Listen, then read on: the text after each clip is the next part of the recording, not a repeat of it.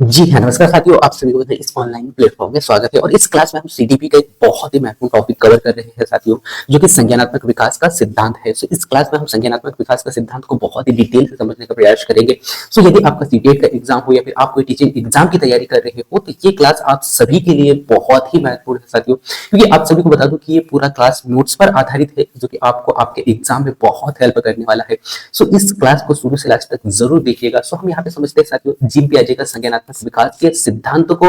और आप सभी को बता दूं साथियों कि जीन पियाजे जो है स्विट्जरलैंड के एक मनोवैज्ञानिक थे, और इनका मानना था साथियों कि बच्चों में जैसे जैसे जैविक परिपक्वता आती है, वैसे वैसे वह वस्तुओं के बारे में अपने दिमाग में कॉन्सेप्ट बना लेते हैं। ठीक है, तो ये आपको यहाँ पे याद रखना है। ठीक है, इसके बाद में जीन पियाजे का मानना था साथियों कि बच्चे कैसे होते हैं, एक सक्रिय निर्माता होते हैं। यानी इन्होंने कहा है कि उन बच्चों को इन्होंने माना है नन्हे वैज्ञानिक, क्योंकि ये संसार के बारे में अपने सिद्धांतों की रचना करते हैं। ये मानना किसका है? जीन पियाजे जी का है। इसको मैं पुनः फिर से रिपीट करता हूँ। पहला तो आपको याद रखना है, स्विट्जरलैंड के एक मनोवैज्ञानिक थे, और इन्होंने माना था साथियों कि बच्चों में जैसे जैसे परिपक्वता आती है, वैसे वैसे वह वस्तुओं के बारे में अपने दिमाग में कॉन्सेप्ट बनाते हैं। ठीक है, और इनके अकॉर्डिंग इन्होंने माना है क्या कि बच्चे जो होते हैं नन्हे वैज्ञानिक होते हैं, कि ये संसार के बारे में अपने सिद्धांतों को क्या करते हैं, सिद्धांतों की रचना करते हैं। ठीक है, सो ये आपको याद रखना है साथियों। ठीक है, इसके बाद में नेक्स्ट अगला पॉइंट को लेकर चलता हूं साथियों। नेक्स्ट अगला पॉइंट आपको यहाँ पे देखने को मिल रहा होगा कि जीन पियाजे मानते हैं, जीन पियाजे के अकॉर्डिंग इनका मानना है कि बच्चों की जो थिंकिंग जो होती है ना, अडल्ट से अलग प्रकार की होती है ना, कैसे होती है? अलग प्रकार की होती है।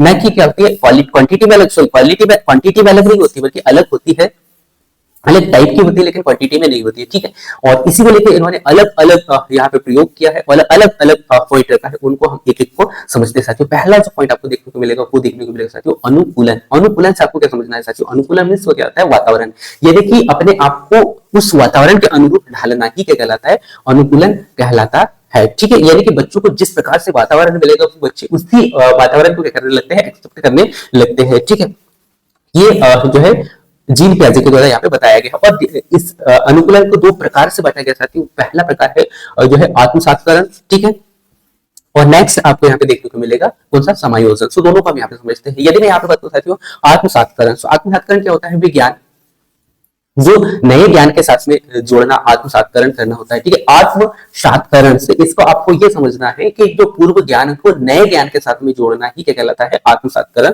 कहलाता है। ठीक है, अब यहाँ पे मैंने एक इमेज लिया है साथियों। ठीक है, और जो कि आपको यहाँ पे देखने को मिलेगा, क्या एक डॉग का इमेज है। तो यदि बच्चे को पता है कि डॉग ऐसा दिखता है, ठीक है, जिसके चार पैर होते हैं, ठीक है, जिनके दो कान होते हैं, दो आंख होते हैं, तो ये जो है बच्चे को पता है कि ये डॉग है। लेकिन यदि इसी के सामने अगर कोई कुत्ता आपको, सॉरी कोई बिल्ली आपको देखने को मिले, कैट देखने को मिले उस बच्चे को, तो वो भी उसको क्या समझेगा? ये भी डॉग है और ये भी डॉग है। ये दोनों में अंतर नहीं समझ पा रहा है ना। यानी कि इसको ये पता है कि ये डॉग है जिसके चार पैर होते हैं, जिसके दो कान, दो आंख होते हैं। ठीक है, तो यही जो है ज्ञान इससे पहले जो पता था, उससे ही इसने क्या कर दिया था? इसमें जोड़ दिया था। यानी कि दोनों को ये क्या समझ बेटा? डॉग है ना। तो इसमें इसने क्या किया? पूर्व ज्ञान से जो पहले ज्ञान था, उसे जो पहले पता था, उस ज्ञान को नए ज्ञान के साथ में जोड़ा उसने कि भैया ये भी क्या है? डॉग ही है। ठीक है, ये आपको यहाँ पे एग्जाम्पल के तौर पे मैंने यहाँ पे बताने का प्रयास किया। इसके बाद में समायोजन, यानी कि अब इसमें क्या करेगा? वो दोनों को मिक्स कर देगा। ठीक है, यानी कि पूर्व ज्ञान में परिवर्तित करेगा। तो पहले इसको पता था कि भैया जो है डॉग के कितने चार पैर होते हैं, दो आंख होते हैं और दो कान होते हैं। ठीक है, ये पहले पता था। अब इसी के अकॉर्डिंग इससे फिर से पता चला कि ये जो दोनों को मैं एक ही समझ बैठ रहा था कि ये दोनों जो है डॉग ही है, क्योंकि बिल्ली के भी बिल्ली के भी दो कान और दो आंख दिखाई दिए, और उसके बाद में चार पैर दिखाई दिए। तो ये दोनों को एक ही समझ बैठ रहा था। लेकिन उसमें समायोजन किया है ना, यानी कि उसमें परिवर्तन लाया, और परिवर्तन लाके जब बिल्ली ने आवाज निकाला, तो आवाज से भी पहचाना, ये समझ में आया कि यार ये तो डॉग है और ये बिल्ली है ना। तो ये दोनों में परिवर्तन लाया, उसे हम क्या कहते हैं? समायोजन कहते हैं। ठीक है, इसको मैं पुनः फिर से आपको जो है रिपीट करवा दूं साथियों, क्या कि पूर्व ज्ञान में परिवर्तन करके, पहले जो उसे ज्ञान था कि भैया ये जो है ये ही डॉग भी है और ये कैट भी एक ही है। ठीक है, लेकिन बाद में उसमें परिवर्तन किया, और परिवर्तन करके उसमें एक तालमेल बिठाया, समायोजन किया, उससे हम क्या कहते हैं भाई? समायोजन को क्या कहा जाता है? उसमें समायोजन किया है ना। ये सेकंड पॉइंट था जो कि समायोजन का था। ये आपको यहाँ पे याद रखना है। इसके बाद में नेक्स्ट अगला और बहुत ही वेरी वेरी इंपॉर्टेंट पॉइंट साथियों, संविधारण, या फिर हम कह सकते हैं संतुलन। ठीक है, ये क्या होता है? इसके द्वारा बच्चे जो होता है आत्मसात्करण, यानी कि आत्मसात्करण और साथ ही साथ समायोजन की प्रक्रिया में के बीच में क्या करता है? इसमें जो है संतुलन को बिठा पाता है। ठीक है, यानी कि दोनों का मिक्सअप यहाँ पे आपको देखने को मिलेगा। ठीक है, यानी कि यहाँ पे इसमें बहुत सारा अंतर अब यहाँ पे जो है बालक को देखने को मिलता है कि हाँ यार ये कुत्ता इसलिए अलग है, ये कुत्ता इसलिए है और ये बिल्ली इसलिए है। ठीक है, जैसे कि आप इमेज में देख पा रहे हो दोनों सेम चल तो रहे हैं ना, देव सेम दिख भी रहे हैं, लेकिन इससे पहले जो फर्स्ट वाला था उसमें ये बालक जो है समझ ही नहीं पा रहा था, है ना।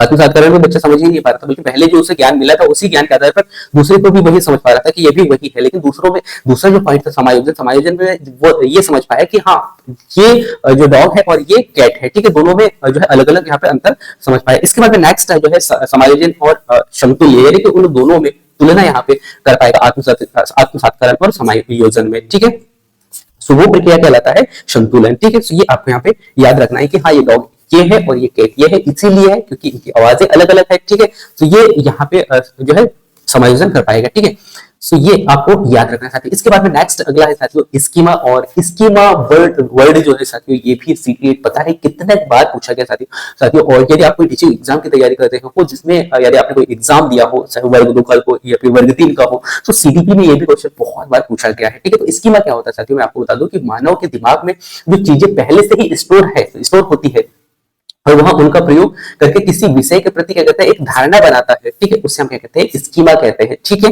इसको मैं पुनः फिर से रिपीट करता हूँ साथियों कि स्कीमा क्या होता है कि मानव के दिमाग में जो पहले से ही जो चीजें पहले से ही स्टोर करके रखा है उसने, और वह उनका उनका उपयोग करके क्या करेगा, उनका उपयोग करके किसी विषय के प्रति क्या करेगा, वो एक धारणा बनाता है, तो उसे हम क्या कहते हैं स्कीमा कहते हैं। ठीक है, और मानव में मानव शिशु जो है स्कीमा प्रवृत्ति और प्रतिक्रिया का क्या होता है जन्मजात होता है। ठीक है, क्योंकि ये प्रक्रिया कैसे होती है जन्मजात पाई जाती है साथियों। ठीक है, तो स्कीमा को आपको अच्छा से याद रखना है कि स्कीमा क्या होता है भाई, कि जो पहले से ही जो आपके पास में स्टोर है, पहले से आपको उस चीज के बारे में ज्ञान है और उसी ज्ञान का आप उपयोग करके कोई एक नई धारणा बनाते हो, तो वो कहलाता है स्कीमा। ठीक है, तो ये आपको याद रखना है। ठीक है, इसके बाद में नेक्स्ट अगला पॉइंट को लेकर चलता हूं साथियों, और नेक्स्ट भी बहुत ही वेरी वेरी इंपॉर्टेंट पॉइंट है साथियों, संगठन। संगठन क्या होता है साथियों, जीन पियाजे मानते हैं जीन पियाजे के सिद्धांत में संज्ञानात्मक प्रणाली के लिए स्कीमा के पुनः व्यवस्थित करना, स्कीमा को पुनः व्यवस्थित करना और उन्हें स्कीमा से जोड़ने को क्या कहते हैं भाई, संगठन कहा जाता है। सो जीन पियाजे ने क्या माना है, पुनः फिर से बता दूं आपको कि संगठन को जीन पियाजे मानते हैं कि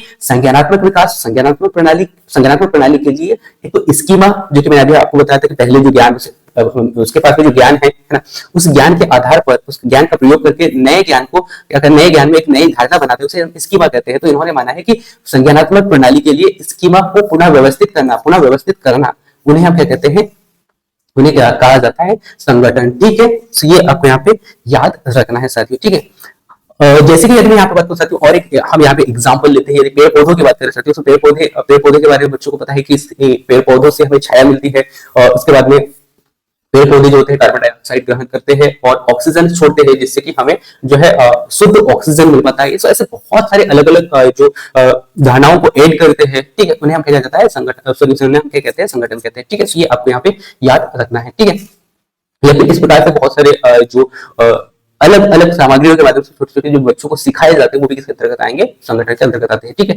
नेक्स्ट अगला है साथियों जीन पियाजे के संज्ञानात्मक विकास के कुछ महत्वपूर्ण अलग अलग अवस्थाओं में इन्होंने प्रयोग किया है। इन प्रयोगों को हम यहाँ पे देख लेते हैं और यहाँ से भी क्वेश्चन बहुत ही ज्यादा आपको देखने को मिलते हैं। सो पहला जो अवस्था इन्होंने दिया था साथियों जीन पियाजे जी ने, वो दिया था संवेदी पेशी अवस्था। ठीक है, तो इसको हम यहाँ पे देखते हैं साथियों, और ये जो प्रयोग यहाँ पे किया गया था वो किया गया था 0 से 2 वर्ष तक के बच्चों के ऊपर में। और उन्होंने पाया साथियों कि इस अवस्था में बच्चे जो होते हैं ना अपनी ज्ञान इंद्रियों के माध्यम से सीखते हैं। ज्ञान इंद्रिय कौन कौन से हो गए, तो आंख हो गया, नाक हो गया, त्वचा हो गया, ठीक है, कान हो गया, जीभ हो गया, इन ज्ञान इंद्रियों के माध्यम से बच्चा क्या करता है, सीखता है, ये अपने समझ पाता है। ठीक है, तो ये आपको यहाँ पे याद रखना है, यानी कि बच्चे अपने दिमाग में वस्तु की छाप बनाना शुरू कर देते हैं इस एज में। यानी कि 0 से 2 वर्ष के जो बच्चे जो होते हैं ना, वो वस्तुओं के बारे में समझने स्टार्ट कर देते हैं, यानी कि पता चल जाता है कि हाँ ये ऐसी ऐसी चीजें हैं। ठीक है, तो यहाँ पे जो है प्याजे जी मानते हैं कि बच्चे जो होते हैं ना, इस एज के जो बच्चे जो होते हैं, इस उम्र के जो बच्चे जो होते हैं, इनके दिमाग में वस्तु की छाप शुरू, यानी कि छाप छपना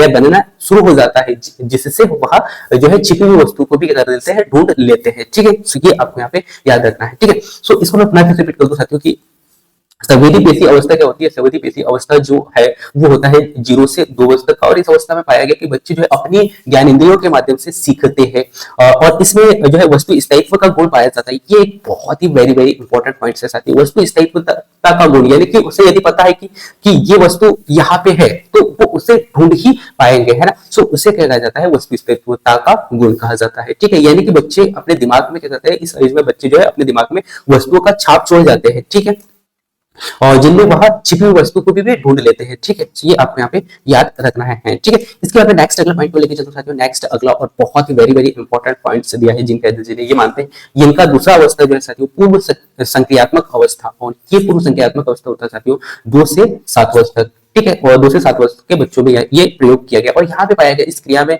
को करने से पहले की जो अवस्था, सॉरी यह क्रिया जो है करने से पहले की अवस्था है, ठीक है, यानी कि क्रिया करने के पहले की अवस्था इसे माना है जिम पैजेजी ने, ठीक है। अब इसमें इन्होंने कहा है साथियों कि इसमें बच्चा जो है सामने आने वाली चीजों को देख पाएगा, यानी कि देख पाता है और समझ पाएगा, लेकिन उस क्रिया का कोई यानी कि उस क्रिया को नहीं कर पाएगा, ठीक है। जैसे कि आप छोटे छोटे बालक देख पा रहे होंगे, बच्चे देख पा रहे होंगे, तो ये ऐसे बालक साथियों जो कि देख तो पाएंगे, वह समझ भी पाएंगे, लेकिन उस कार्य को कर नहीं पाते हैं, ठीक है। उसे हम क्या कहते हैं जो है पूर्व संक्रिय अवस्था कहा जाता है, ठीक है। तो ये आपको यहाँ पे याद रखना है। और इस एज में जो बच्चे जो होते हैं प्रतीकों का यूज करना स्टार्ट कर देते हैं कि ये प्रतीक है, ये चिन्ह है, ये है, ठीक है, और इसमें निपुण हो जाते हैं, ठीक है। और जैसे साइकिल, साइकिल शब्द सुनते ही उनके माइंड में आ जाता है कि हाँ ये साइकिल ऐसा होता है, ठीक है।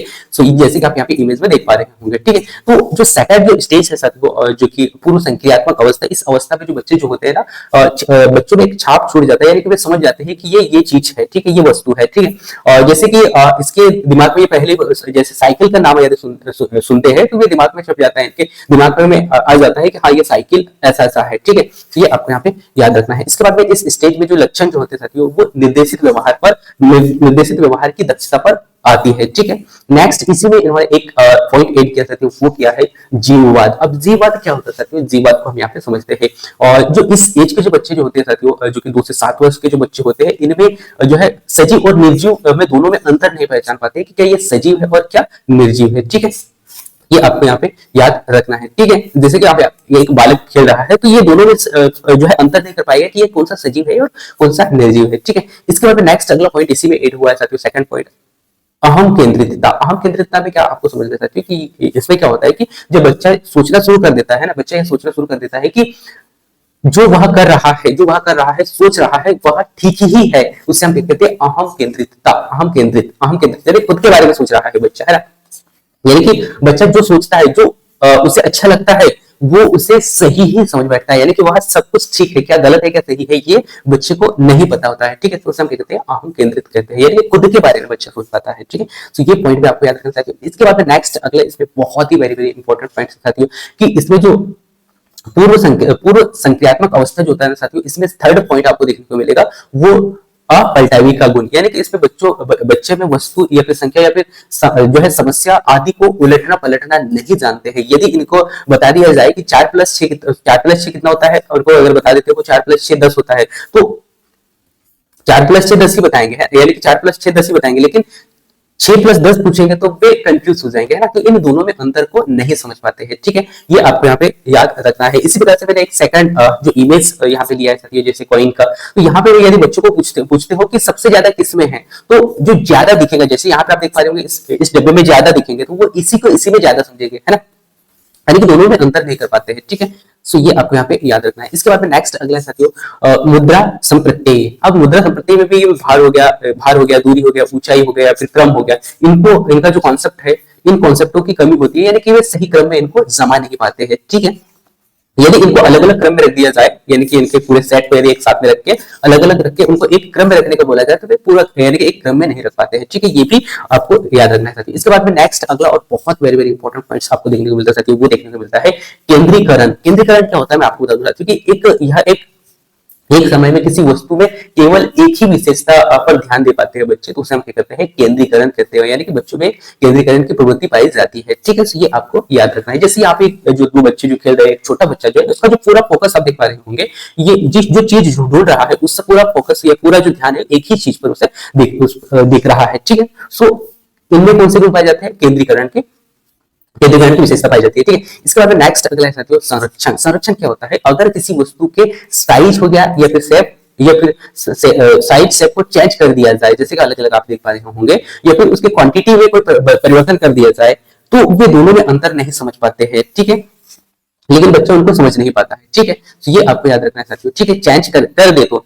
उनकी क्वालिटी, उनकी क्वांटिटी पर कोई प्रभाव नहीं पड़ता, क्वांटिटी पर कोई प्रभाव नहीं पड़ता है, लेकिन उनको बदलने यानी उनको यदि उनको समझ नहीं पाते हैं। ठीक है, ये बहुत बड़ा अंतर आपको यहाँ पे देखने को मिलेगा संरक्षण के रूप में। ठीक है, इसके बाद में नेक्स्ट अगला है साथियों क्रमबद्धता, और यहाँ से क्वेश्चन बहुत ही ज्यादा पूछा गया है। क्रमबद्धता यानी कि इसमें इस एज के जो बच्चे होते हैं साथियों, वस्तु वस्तु हो गया या फिर अन्य तत्वों के बारे में, यानी उनका आकार में यदि रखने का बोला जाए कि ये इस प्रकार से सही क्रम में रखे, तो वे सही क्रम में नहीं रख पाते हैं। ठीक है, यानी क्रमबद्धता का भी यहाँ पे अभाव हमें देखने को मिलता है। ठीक है, सो ये आपको यहाँ पे याद रखना है पूर्व संक्रियात्मक अवस्था में। इसको मैं पुनः फिर से रिपीट कर दूं कि यहाँ से क्वेश्चन बहुत बार पूछा गया है और ये इंपॉर्टेंट पॉइंट्स है, इसीलिए हम इसको पुनः फिर से रिपीट कर देते हैं। सेकंड जो है सक्रिय अवस्था, सॉरी संक्रियात्मक अवस्था, इसमें क्या होता है कि यह अवस्था जो है 2 से 7 वर्ष तक के बीच में बच्चों में ये प्रयोग किया गया, और यह क्रिया जो है करने से पहले की अवस्था है, किसी कार्य को करने की अवस्था से पहले है, यानी कि बच्चे के जो है सामने मतलब बच्चे के सामने आने वाली हर चीज को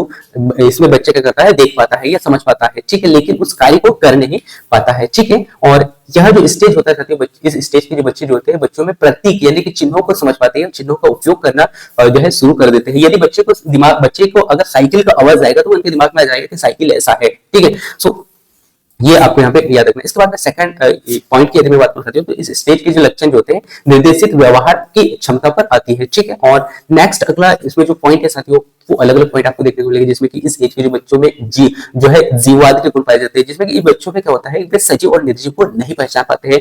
सेकंड आपको याद रखना है अहम केंद्रित, यानी कि वे जो सोचते हैं उन्हें ही सच समझते हैं। ठीक है, वो चाहे गलत हो या सही हो, उससे कोई फर्क नहीं पड़ता है, यानी कि उनमें अहम केंद्रितता के गुण पाए जाते हैं। ठीक है, इसके बाद में जो है अपलटावी के गुण, यानी कि बच्चों में यदि वस्तुओं को जो है एक ही प्रकार की वस्तुओं को दे दिया जाए और उनको पलटने का बोला जाए, तो वे उनको जो है पलट नहीं सकते हैं। जैसे जिस प्रकार से एक एग्जांपल यहाँ पे लिया है मैंने, यदि 4 + 6 को ऐड करके उसे बता दिया जाए कि ये 10 होता है, और इसी प्रकार से यदि 6 + 4 को भी यहाँ पे उसे कैलकुलेशन करने के लिए बोला जाए, तो यहाँ पे जो है उन्हें सही नहीं कर पाते हैं। ठीक है, तो ये आपको यहाँ पे याद रखना। इसके बाद नेक्स्ट अगला है मुद्रा प्रत्यय, यानी कि भार हो गया या फिर ऊंचाई हो गया या फिर दूरी के क्रम के आधार पर यदि उनको रखने के लिए कहा जाए तो उनको नहीं रख पाते हैं। ठीक है, ये भी कमी यहाँ पे देखने को मिलती है। ठीक है, और केंद्रीकरण यानी कि किसी इस एज के जो बच्चे जो होते हैं विशेष रूप से एक चीज पर ध्यान दे पाते हैं। ठीक है, इसके बाद में संरक्षण, अगर किसी वस्तु के साइज या शेप में परिवर्तन कर दिया जाए तो भी जो है उनके उससे नहीं समझ पाते हैं। ठीक है, तो ये भी आपको याद रखना है। नेक्स्ट अगला साथियों क्रमबद्धता। क्रमबद्धता में भी यहाँ पे कमी हमें एज के बच्चों में देखने को मिलती है। इसके बाद में नेक्स्ट अगला पॉइंट यहाँ पे दिया था, वो दिया है मूर्त संक्रियात्मक अवस्था, पूर्व संक्रियात्मक अवस्था। नेक्स्ट अगला यहाँ पे है मूर्त संक्रियात्मक अवस्था। ठीक है, तो इस अवस्था में क्या होता है, बच्चे सामने रखी हुई चीजों को देखकर ही कुछ समझ सकते हैं, उन्हें हम कहते हैं समझ सकते हैं या उन पर चिंतन करते हैं, उन्हें कहते हैं मूर्त संक्रियात्मक अवस्था। ठीक है, इसके बाद में इसी का सेकंड पॉइंट मैं आपको बता दूं साथियों, अमूर्त, यानी कि जो चीजें दिखती नहीं है उनका चिंतन करके, है ना, कल्पना करके उनको पहचाना जाता है या समझा जाता है, उसे कहते हैं अमूर्त कहते हैं। ठीक है, सो मूर्त संक्रियात्मक अवस्था में, इस अवस्था में क्या होता है कि बच्चों को जो चीजें हैं वो या वस्तु है वो स्पष्ट रूप से दिखती है और उन पर चिंतन करते हैं, और इस अवस्था में जो है अपलटावी और जो है जीववाद या मुद्रा भार लक्षण या फिर क्रमबद्धता या योग्यता आदि का कॉन्सेप्ट जो है वो पता हो जाता है, यानी कि आदि के गुण पता हो जाते हैं। यानी कि जितने भी हमने यहाँ पे इससे पहले वाला जो अवस्था देखा था सत्य पूर्व संक्रियात्मक अवस्था, उनमें जितनी भी कमियां बच्चों में वो कमियां देखने को मिली थी, वो पूरे जो कमियां जो कहीं ना कहीं वो मूर्त संक्रियात्मक अवस्था में देखने यानी कि आ जाती है, यानी कि कंप्लीट हो जाती है, उनके बारे में जानना स्टार्ट कर देता है बच्चा। ठीक है, नेक्स्ट अगला आपको देखने को मिलेगा इसी में मूर्त संक्रियात्मक अवस्था में आगमनात्मक तर्क, यानी कि यह तर्क क्या होता है, यह भी इस अवस्था में आता है साथियों, जो कि यानी कि जब बच्चा उदाहरण के आधार पर होकर, यानी उदाहरण पर आधारित होकर तर्क करना सीखता है, उसे हम कहते हैं आगमनात्मक, यानी कि पहले क्या आएगा, पहले उदाहरण आएगा, फिर उसके बाद में रूल्स या नियम यहाँ पे फॉलो होंगे। ठीक है, सो ये आपको यहाँ पे याद रखना है। ठीक है, उदाहरण के ऊपर आधार पर क्या करता है, तर्क करना यहाँ पे स्टार्ट करता है। ठीक है, सो ये गुण किसमें पाए जाते हैं, मूर्त संक्रियात्मक अवस्था में पाए जाते हैं। ठीक है, ये भी वेरी वेरी इंपॉर्टेंट पॉइंट है साथियों। मूर्त संक्रियात्मक अवस्था यानी कि जो दिख रहा है उसमें क्या होगा, आगमनात्मक, यानी कि पहले बच्चों में क्या होगा, चीजें दिखेगी, वस्तु दिखेगी, उसी आधार पर उस पर तर्क कर पाता है। ठीक है, जैसे कि पेड़ पेड़ जरूरी है, पता है बच्चों को, पता है कि पेड़ जरूरी है, लेकिन यह हमारे यानी कि हमारे लिए क्यों है ना, क्यों जरूरी है, ये भी जो है बच्चों को पता होता जानना स्टार्ट कर देते हैं, क्यों क्यों जरूरी है, क्योंकि यहाँ से ऑक्सीजन मिलता है। ठीक है, ये कुछ महत्वपूर्ण पॉइंट थे जो कि मूर्त संख्यात्मक अवस्था के। मूर्त संख्यात्मक अवस्था को मैं पुनः फिर से बता दूं कि मूर्त संख्यात्मक अवस्था में जो बच्चे जो होते हैं ना, वस्तुओं को देखकर उनका चिंतन करते हैं। ठीक है, और जो पूर्व संख्यात्मक अवस्था में जितनी कमी हमें देखने को मिली थी, वो पूरी कमी जो कहीं ना कहीं वो पूरी इसमें मूर्त संख्यात्मक अवस्था में हो जाती है, और इस अवस्था में आगमनात्मक बच्चे तर्क करते हैं। ठीक है, यानी कि पहले उनको उदाहरण दिया जाता है और उस उदाहरण के आधार पर उन वस्तुओं पर तर्क करना स्टार्ट करते हैं। ठीक है, नेक्स्ट अगला है साथियों औपचारिक संख्यात्मक अवस्था, जो कि 11 से 15 वर्ष के बच्चों में ये गुण पाए जाते हैं। ठीक है, और यह जो है संज्ञान की सर्वोच्च अवस्था कहलाती है, यानी कि इस अवस्था में बच्चे जो है नए नए ज्ञान को सीखना स्टार्ट कर देते हैं, इसलिए ज्ञान का सर्वोच्च अवस्था कहा जाता है, संज्ञान का सर्वोच्च अवस्था कहा जाता है।